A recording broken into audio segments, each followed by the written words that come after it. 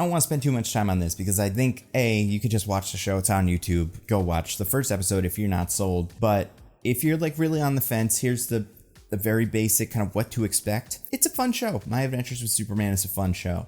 I would say it's very much on the lighter side, and it takes a lot of inspiration from anime. So if you hate anime or you don't like media that's generally directed at kids, this probably isn't the thing for you. There's other Superman cartoons. Go watch one of them. Watch some of the movies. And it seems pretty clear from that first image, what we saw was kind of what we were going to get, which is this very young, very like youthful energy. Like, and by young and youthful, I mean kind of two different things. Young being the characters are young. Like, this is 20-year-old Clark and 20-year-old Lois. And youthful being it's a really high energy show. Or characters just walking down the street, but they have those big kind of anime reactions that you expect. I guess not the most anime reactions, but they do have big exaggerated reactions. I guess too, there's a little bit of like kind of the childishness of it that is a little tough to watch as an adult. When you're just hearing the characters say like, ooh, you like Clark, you should talk to Clark, ask him out on a date. And Lois is like, what? I'm not going to ask him out on a date. That's crazy. Like that just, a children's show. That's how children's shows go. And it's not a bad thing, but it is like, that's kind of how, I think that was for me what was like, oh, this is a show for kids, which is fine. I guess now these days, in the age of, like Invincible, you see a show like this show up and you're like, what are we getting here? Is this going to be, kind of all ages? Is it for adults? Whatever. I do think this is something that is entertaining. I'm going to keep watching this, mostly because I want to see where they go with some of these different versions of characters. Specifically, the main villain, I think is going to be very interesting. I also enjoy a new universe with new takes on different characters. Like, for instance, episode 2, you meet Livewire. However, she is not a radio DJ who gets struck by lightning. She is a intergang thug who puts on some lightning punching gloves or something, and then other stuff happens. But that's like that's the difference between these characters. So they're taking a lot of the classic characters, classic origins, and recontextualizing them so that they can fit into this world. I think that's fun.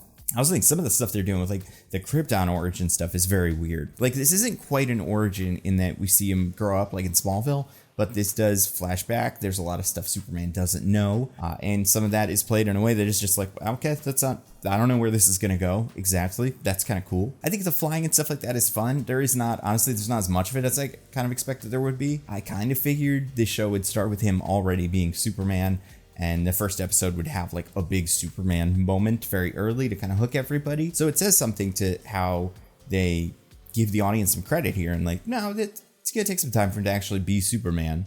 By the end of episode 2, he's doing the things you would expect. But like, it's kind of like Smallville where like he doesn't have all his powers. He doesn't quite have the look fully down. He hasn't come up with like the Superman voice and stuff like that. But at the same time, it doesn't feel like Smallville, like we'll never see him do certain things. Like, I do expect by the end of this first season, he will pretty much be Superman. Like, he'll have all the powers. He may not have all the friends. There were some references to, obviously, Jimmy and Lois. You've got Perry. I'm not sure. I think there was Alana in the cast somewhere.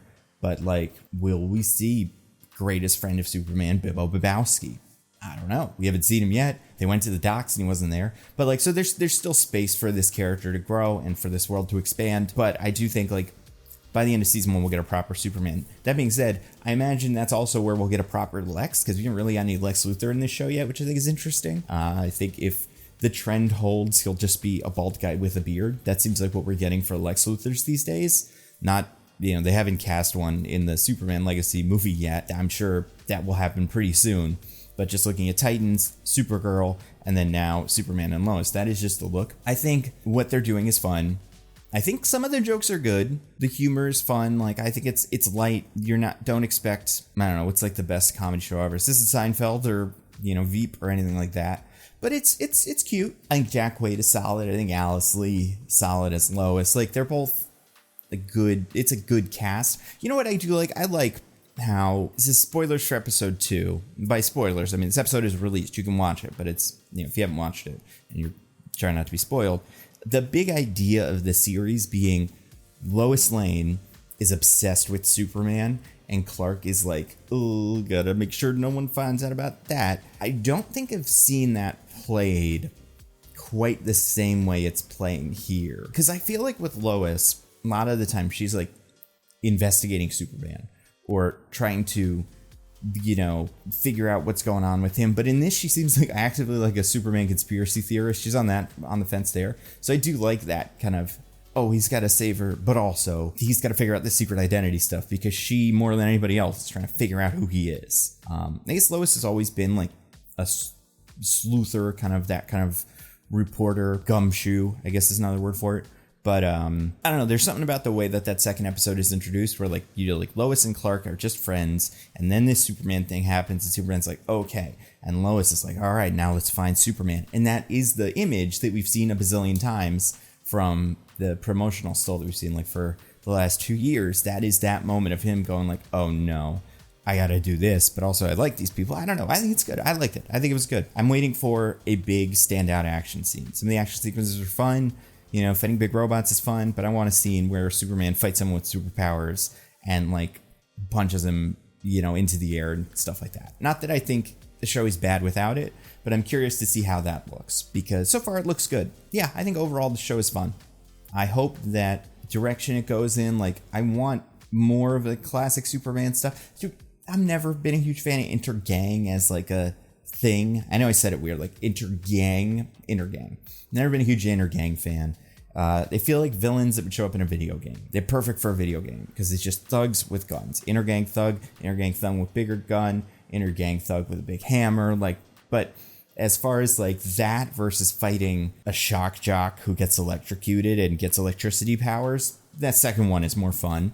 And I hope that this isn't like every Superman villain gets interpreted through that. So like I hope that the Parasite isn't an intergang thug that gets a power sucking machine or anything like that. Although I don't think that's what they're going to do. I feel like we've seen some takes on villains, like, a poster or something like that. And it's not super clear who everybody is, where you're like, I think that's probably going to be Mixie Spitlick and that may be Parasite. So we'll see soon. But yeah, overall, I think it's good. I think it's great the kids have this. I wish there was a Batman of this. And maybe if this is a huge success, and I think it will be, I don't know how you measure the success of this, but like I'd buy a toy of this guy if I saw it in a store. So I guess that's how.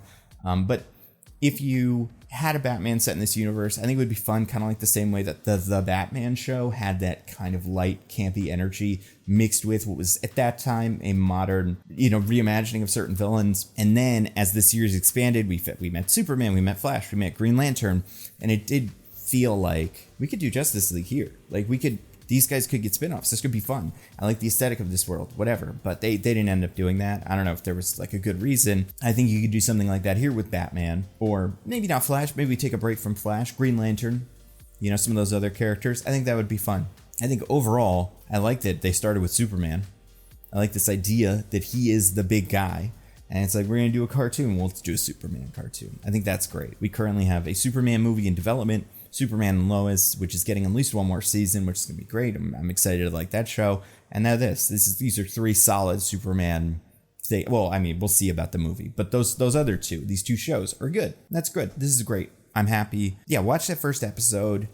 Watch the second one if you can. I know the first one's on YouTube. You probably have to do a little work to get the second one, log into some service, but whatever it is, it's worth a watch. And yeah, I'm going to probably keep watching. I don't think I'll do weekly vlogs like these, but just assume, unless you see something from me on Twitter, I enjoy this show and I'm still watching it. But yeah, it's very unfortunate that Bibbo Babowski was not in it, because it would have been a good place for him. And I'd like to see what voice actor they get for Bibbo Babowski. James Gunn, if you're watching this, I know you watch all these. I'm curious who you will cast for Bibbo Babowski.